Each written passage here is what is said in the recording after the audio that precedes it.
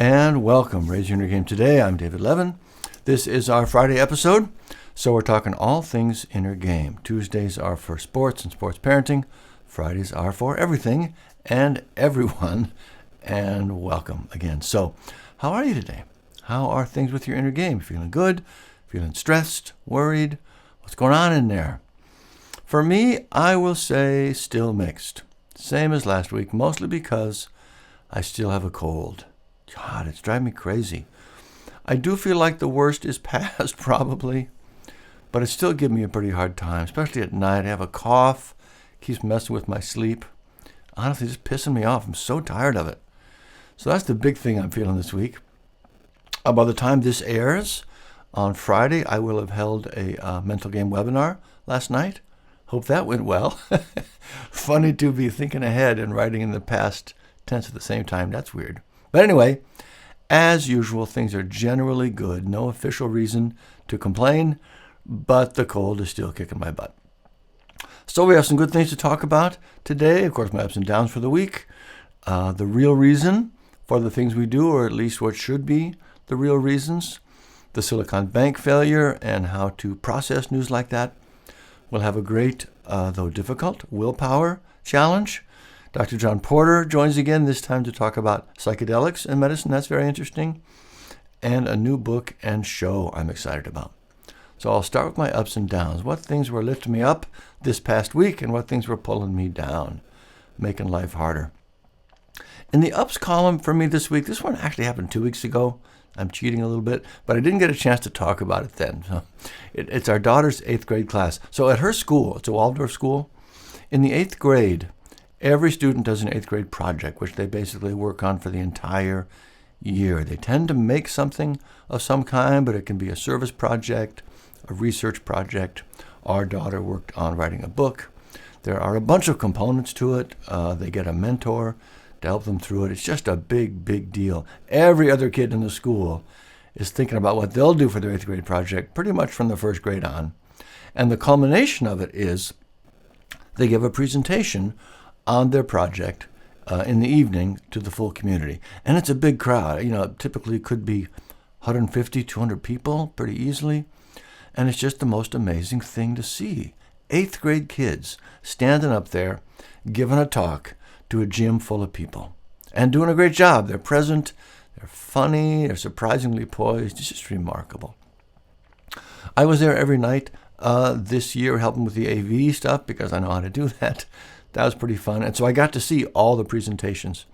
And this is our second child in the school. So we've been seeing these for like 12 years now, 13 years. And they still blow me away every time. It's hard to communicate really how impressive these are. You really do have to see it to believe it. But this is a big fat up for me that week. Just incredible and so lovely. For my down, I'm just going to say the cold again. Well, maybe one more. This forever pending news about Trump getting indicted for something or other, I'm afraid has really kicked my news addiction into a much higher gear. I'm checking all the time again. It's not good. There are times I can hardly go a minute without checking my phone. It's pretty crazy. So I'm going to have to dial that back soon, get back on the wagon with that. But mostly it's the cold and the cough, and we have snow on the ground again today. Oh my gosh. So those are my ups and downs for the week. 8th grade presentations, goddamn cold, news addiction, a little bit of snow.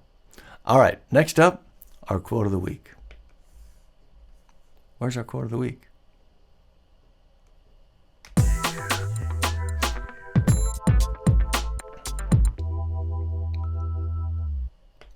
All right, quote of the week. This week we'll hear from Steve Prefontaine. We hear from him every week because I close the Raise Your Inner Game book with a quote from him, and I close the Tuesday pod with the same quote. But this is a different quote. First of all, Steve Prefontaine was a long-distance runner, just legendary, really. Best known in the mid-'70s, set records at every distance, really known for pushing himself to ridiculous levels. There were 2 or 3 movies made about him. Just an amazing story, amazing athlete. And his quote this week is, I've given myself 1,000 reasons to keep running, but it always comes down to self-satisfaction and a sense of achievement. I've given myself 1,000 reasons to keep running, but it always comes down to self-satisfaction and a sense of achievement. So what struck me about that is that those are really the same reasons we do everything. Self-satisfaction and a sense of achievement. Now, it's not necessarily, setting records or winning races or doing anything notable, nor should we think it should be. But when you get right down to it, the ultimate reason we do things is because of how they make us feel about ourselves. So that's an observation I think is pretty self-evident. But the point is, the idea can also help us get more clear on the choices we make. So you're in a situation, you have a choice of some kind in front of you. You imagine yourself having taken one and then the other, and you ask yourself, which one makes me feel better about myself? Which one feels more like an accomplishment? And this can be the smallest of moments. Let's say, for example, my child wants to tell me about something, and it is very important. And it is also just incredibly, painfully uninteresting to me and boring. So I can let them know I feel that way about it, or I can try to be interested. Which one feels like more of an achievement? Which one makes me feel better about myself? It's pretty clear.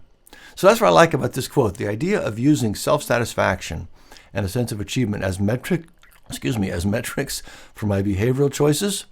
I just really like it. It's just a very helpful frame. So that's it for this week's quote from the great Steve Prefontaine. I've given myself 1,000 reasons to keep running, but it always comes down to self-satisfaction and a sense of achievement. Think about that, and we'll move on to top stories.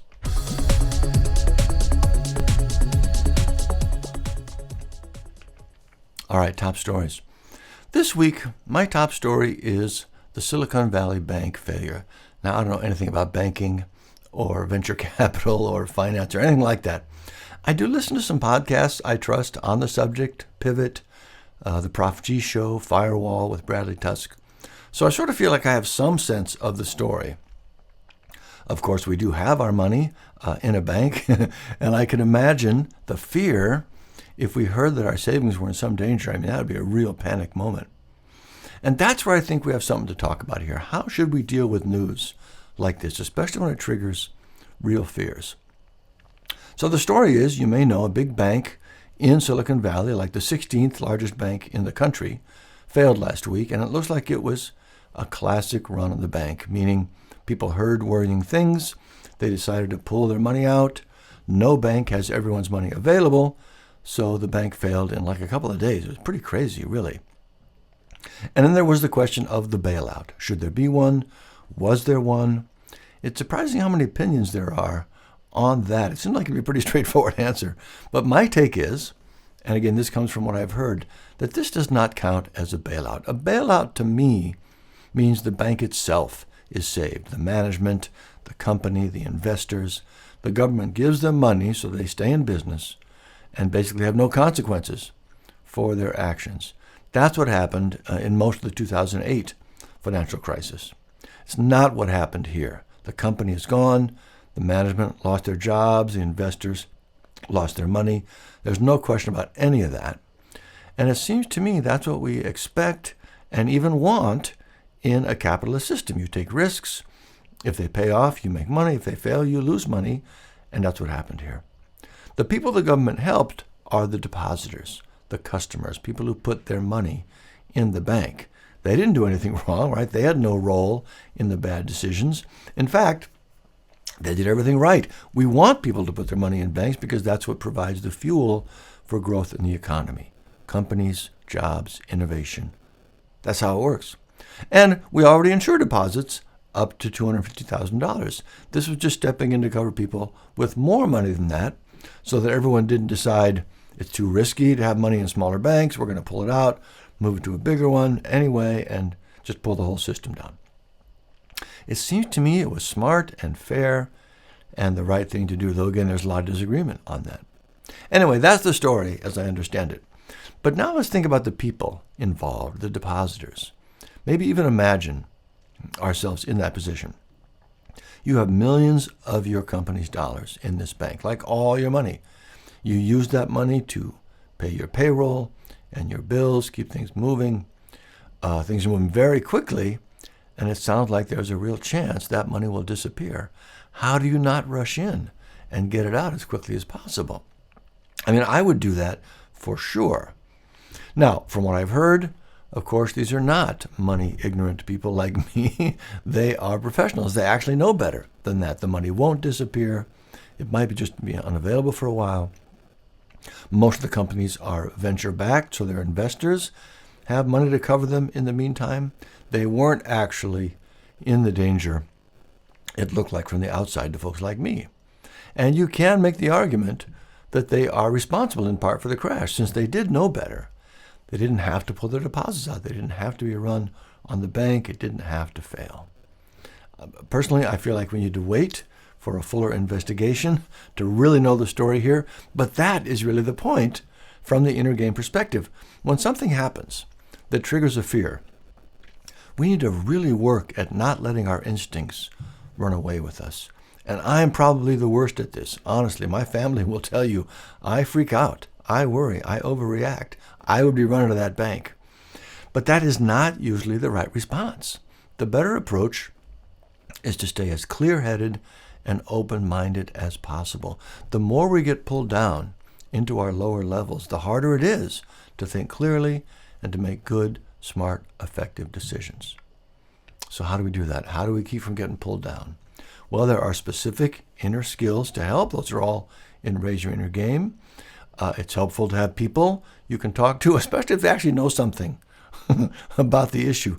You know, we've done ourselves a real disservice by lowering the value we put on expertise. We need people who know what they're talking about. We need institutions, and we need to trust them. We have to have access to good information from sources we trust. Also, just giving yourself a little space, getting up, walking around is super helpful for thinking more clearly. Writing your thoughts down also helps create some space from the emotion and clarify your thoughts. Now, of course, you can create some space, you can think clearly, and the answer still might be to get your money the hell out of there. But the decision's always going to be better if you make it intentionally and think clearly about it before you act. So whatever works for you to do that, to have some automatic circuit breaker that will kick in when you start to freak out before you take action, that's what you want to do. So anyway, that's my take on this week's top story. The story is the failing of Silicon Valley Bank. The lesson for us is how to deal with frightening, triggering news. On the Tolstoy scale, how does it serve humanity? The bank story itself, honestly, I think is pretty good. The regulators, the adults in the room stepped up, did what needed to be done, took some heat, still taking some heat, but it seems to me they did the right thing. And that's good for all of us. Again, we need institutions with experts to step up and make smart decisions. We really do. So let's give this one a 4 for the officials that handled the crisis. Not historic, possibly, though I guess it could have been if things spiraled out of control, but a real service to us all. So there you go. Well done. Much appreciated. All right, that's our top story. Next up, Inner Game Gold.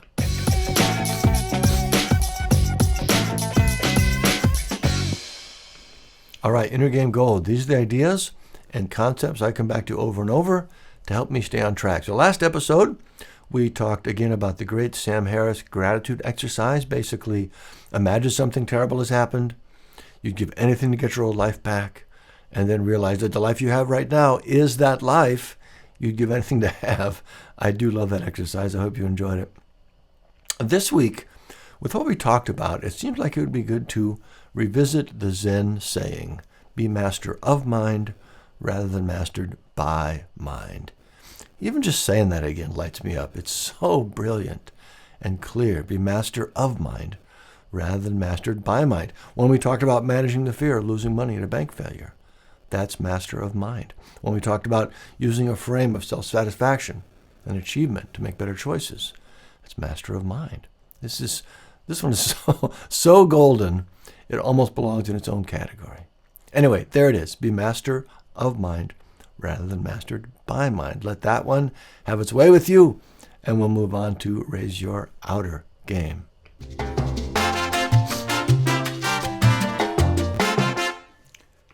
All right, raise your outer game. This is where we, of course, talk about the things we care about in our outer life, our health, our relationships, our finances. And this week we are joined again by a friend of the pod, Dr. John Porter. Thank you for joining us again, sir. My pleasure, David. So we had you on not too long ago, maybe even just last week, depending on how these come out. We talked about AI, really enjoyed that. What would you like us to talk about today? What's on your mind this week? I have been thinking about the use of psychedelics in mental health care. Oh, that's an interesting one. Of course, first flash back to the original context. Hmm. I'm sure you don't know this, but my father was like just in the heart of hippie land. He wasn't a hippie himself, but I remember there was a time I wasn't living with them then. My folks had divorced before then, but like in 1963, 4, 5, he was living right at Haight-Ashbury in Berkeley. So Eight that Ashbury. was that was my initial association with it all. But that's a whole different thing now. Now we're talking about therapeutics. I hear about it all the time. Hmm. So how do you want to talk about that today? Yeah, well, I think there's been a lot of press recently about. Well, I think it's no secret that mental health care has become an increasing need in the world of medicine. There seems to be more need for mental health care, and it seems that there is a big challenge in getting good effects of medication and therapy to get people feeling better. So there's been press recently about a medication called ketamine, which is it's an anesthetic, a dissociative anesthetic. So it was used to help people kind of achieve a state of comfort while they were having procedures done, that kind of thing. That's what it was Hmm. developed for. Hmm. And more recently, though, it's been approved for use of refractory, depression and PTSD, and I think anxiety as well. And there may be some utilization in addiction disorders, possibly. I can't remember all of the actual indications for use. But anyway, it's being used in clinics now. I have patients that get this done. It's very Hmm. restricted because it's a powerful medicine and needs to be Hmm. administered carefully. But people are seeing some pretty significant improvement in symptoms that they had no success with ordinary, medications and therapies. So, Is again, I think ketamine different? I mean, I kind of like a dumb question, but I should say, how is it different from psilocybin? Because I'm hearing the same thing with psilocybin. Tim Ferriss, I think, really got the ball rolling with the big PTSD treatment mhm, program, testing regimen around that. mhm. Is ketamine related, or is it completely different? Just happens to have some similar benefits. Yeah, I don't think. Well, I can't really speak to like their molecular similarity, but I think the effect is one that it's a dissociative effect. It's sort of like being able to be outside of yourself for an experience. I think is Hmm. going to be the similarity there. Hmm. From a practical standpoint, ketamine is a synthetic medication. It can be very carefully measured and administered. That's the sort of optimistic view as to why ketamine would have gotten traction where psilocybin is still kind of falling behind. The pessimistic or cynical perspective would be that psilocybin as a natural substance can't be manufactured by pharmaceutical companies, and so therefore there's not a profit, kind of driven Hmm. aspect to its utilization. I'm sure that there are truths in both of those realms, honestly. But the benefit of psilocybin that I read about is just remarkable. Individuals are having uh, amazing improvements in their mental health, and they are in the effects are enduring. This is not something that Yeah, somebody has to yeah, take on a daily or a weekly or even monthly basis. These yeah. are people who are taken through a sort of in a clinical way. They are being administered this medicine or this substance, and and when they improve, they are improving for very long periods of time and very Yeah, yeah, yeah. profoundly. Yeah, and like you said earlier, improving problems that were resistant to any other treatment, right? I mean, it's Yeah. really, it's probably just like, it feels like life saving for them, life changing. I've heard a lot of those Totally. stories too. Yeah. Yeah. Yeah. The words that people use that, they didn't think that they could feel better again ever. Mm-hmm. And Yeah, yeah, one yeah. of the really interesting things that you get as a clinician and patients who are very entrenched, they have been in a state of mental health crisis, or at least dysfunction, for such a long period of time. Sometimes I'll ask them, I say, can you even remember feeling good? Oh boy. Psychologically. And and most of them can. They can at least reflect on a time in their life when they did feel good or different. But it's often, years or sometimes decades ago. Yeah. And so, in that kind of a case, I mean, you mentioned you have patients of your own who have been Mhm. trying this therapy. Is that something? I'm guessing you would refer them to the mental health department, and then, just like with many other kinds of, symptoms, you would refer them somewhere else, and then they would. You certainly aren't administering the treatments, right? Correct. Yeah. Correct. Yeah. No, I think you need to have, you have to have a whole setup. You're giving somebody an anesthetic, when it's ketamine. And so you have to have a clinic setting that could manage complications that could arise with Mm. that. Mm-hmm. And then, just like other really, really powerful medications that should be used really thoughtfully, often there is a sort of a specialized ability to utilize these medications. Not just any doctor can, prescribe Yeah. it, for instance. Yeah. So, and I Yeah, and think it's that not those even are, it's not just the the medical side, like you say, the anesthesia kind of side, but the Mhm. psychology of it, leading them, being an effective facilitator of their experience. That may be even the bigger Yeah. sort of specialized knowledge. I hear that all the time. That I've heard quite a few people talk about how it's helped them personally and how they know people it's helped, but they always say just big qualifiers: do not do this on your own. Hmm. You really got to do this with a qualified person. And it Yes. still might be a difficult experience. They're not always, bliss. It's working through stuff, and it can Right. be very intense. Yeah. Yeah. Well, you bring up a really interesting point, and I actually have some patients that do ketamine in a clinic where there is really no guidance. There are people there to keep them safe, but there isn't really any of the, the psychological guidance with that, or at least Hmm. it's not reported to me. I'm not there with them, so I'm getting this secondhand. And that struck me as really short-sighted, I guess, Hmm. and unfortunate. And I actually have encouraged those individuals to seek out other opportunities with this, because I felt like too much effort to leave it to chance with not getting more guidance there. And so I was surprised at the variability in that particular experience. I thought, well, boy, you probably are signing up for some version of the same thing everywhere, and that doesn't appear to be the way that it is. Oh, that's interesting. It occurs to me because I wanted to ask you about this. Um, we've talked about it being potentially just super effective for people who have real strong needs that aren't being addressed elsewhere. But there's also a whole branch of people who are just using it because just to optimize, just they have no mental health struggles. They're just Mm-hmm. interested in getting even better. Mm-hmm. And so the places you're talking about where they don't have the counselors, maybe is that at least what they say is the reason that you don't.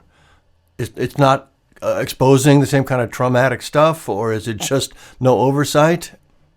Maybe you I don't don't know, probably. I don't have a great explanation for it. It's actually Okay. in the one circumstance where I have been told that this is the way it is without much psychological guidance, or really any.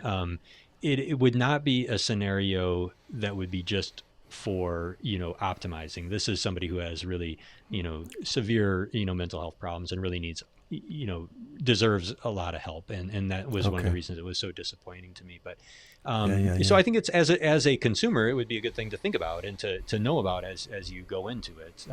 But yeah, you're right.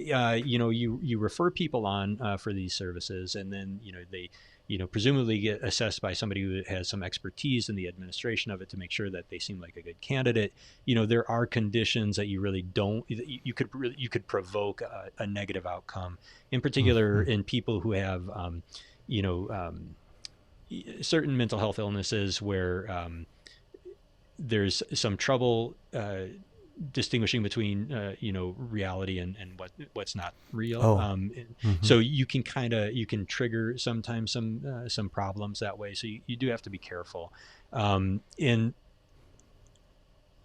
that's why I would be cautious with like any kind of lay shaman type of person. Not that they couldn't be a wonderful guide in certain circumstances, but I would worry about them being able to distinguish people who have really unstable mental health problems.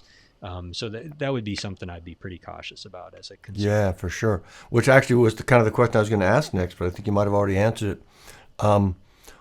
What kind of patients might come to you where this would be a possibility, and you would advise against it, or is that the decision that gets made at your level, or you're always going to refer them on and let the psychologist or whatever what would there be psychiatrists are going to for this? Who makes that final? And is it a prescription? I mean, do they have to get to go to one of these facilities? Do they have to actually have a script to go? How does that work? Yeah, it would be a decision for ketamine. It would be a decision made by a psychiatrist. Okay. For psilocybin, when it's legally administered, these are therapeutic trials. These are experiments, basically. Sure. So that's like kind of a whole different thing. You would have to probably apply to become a part of the trial. You'd have to, qualify as the appropriate type of patient that they're wanting to do the trials on, these types of things. But for the ketamine side of things, yeah, you would see a psychiatrist who had the ability to administer it. And then hopefully they're doing a thorough evaluation to determine, that you're a good candidate for that. As far as my role is concerned, if somebody had an interest in that, I feel like my role would be to be mostly encouraging to explore it further. And if I had doubts, I would probably express those doubts, but not in a way that would prevent them from exploring it further. I don't think. I think it's a reasonable thing to look into. Most people that are looking for it are really struggling a lot, and they've really tried a lot of avenues to get themselves into a better spot, and they just haven't achieved that. Okay, that makes sense. So for our listeners, maybe for themselves or maybe a family member or somebody, what would you suggest what kind of things would you suggest that they consider this for? Like, should they be thinking about this, and when? Usually it's just, it's going to be the mental health disorders that we think about on a regular basis, refractory depression that doesn't get better, PTSD, those are the ones that jump to the top of my mind.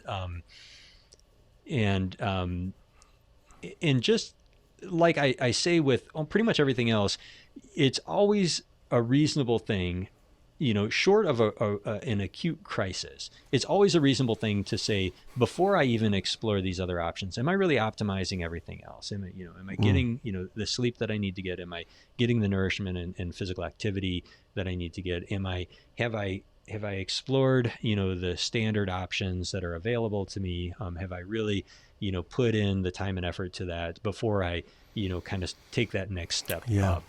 It wouldn't be the place I would jump to, immediately. That really makes great sense. I work with the Sports Academy. More and more as I talk to parents and coaches, the aspect of the sort of the mental load of the game, it really is mental health for their kids, their teenagers. And one of the things I like about our material is that it gives kids a new set of self-regulation tools, self-awareness. It's really cognitive behavioral therapy in a lot of ways, just with a different framework. So it gives them this self-awareness of how the mechanisms are working now that are affecting them in a way that they don't love. And then it gives them some real specific skills and tools to, regulate those. But the thing I was getting to was, one of the things I say to them is, this now becomes a pretty good measure for when you might need to get help, talk to somebody, talk to a professional. Mm-hmm. The vast majority of the things we struggle with day in, day out, you can make just a huge improvement with with this kind of work that they're learning in the program. If you get this awareness and you're working with these skills and there are some things you just can't shake, they keep coming up. They're thought it's got too much energy in it for you to deal with it with what you've learned here. That's a pretty good sign that you should go talk to somebody about it. So that makes perfect sense to me, that the healthiest, better in every way, we kind of check the rest of your life first, the rest of your self-care, your inner skills kind of stuff before you go to a therapy like that. Yeah, I mean, I think that's exactly right, and that can apply to pretty much any health condition. And I will say that, a great place to start is just going to your family doctor and having the conversation with them. This will be something that any family doctor will feel comfortable talking about, even if you feel like that's something that you haven't discussed with them before. I just think that starting the conversation can be a pretty powerful tool as well. No, that's perfect. It's a great place to end it too. Folks, if you're struggling, talk to your doc. If you know people, if you're people you love and care about, if they're struggling, have them talk to their doc. Yeah, and absolutely. We will finish up talking with our doc. John, thank you again. Really a pleasure. Absolutely. Yeah, my pleasure. All right, so that's our Raise Your Udder game for this week. Next up, of course, our Charging Station Challenge.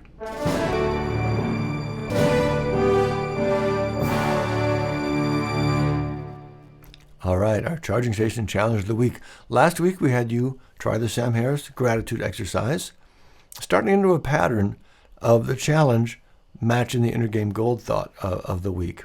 Going to break that pattern this week and do the flip side of one we did a few weeks ago. So that one was pick one thing you'd feel good about doing and do it every day for the week. For this one, pick one thing you'd feel good about not doing and resist doing it for a week. That's a lot harder. Could be having sweets, could be staying up too late, could be checking the news all the time. Whatever it is, pick one thing, some sort of bad habit, and commit yourself to not doing it for one full week. It's not like I said full week. It's going to feel like that. One full week. See what that's like. And of course, share your experience in the community. Bonus points for that. If you're not in the community yet, just click the link in the notes. It's free. Just register. You can go straight into the challenge. Love to have you join us for that. And that's week for this. Wow, I'm starting to really lose my ability to speak here. And that's it for this week's Charging Station Challenge. Next up, highly recommended. It's the cold.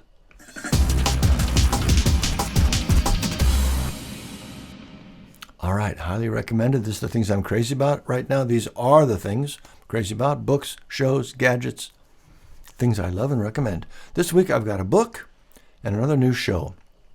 The book is called The Windsor Knot. Author is Sophia Bennett. And it's a fun title, The Windsor Knot, given the subject. It's a murder mystery where the Queen of England, the actual queen who passed recently, is trying to solve the murder. Does that not just sound like a fun idea?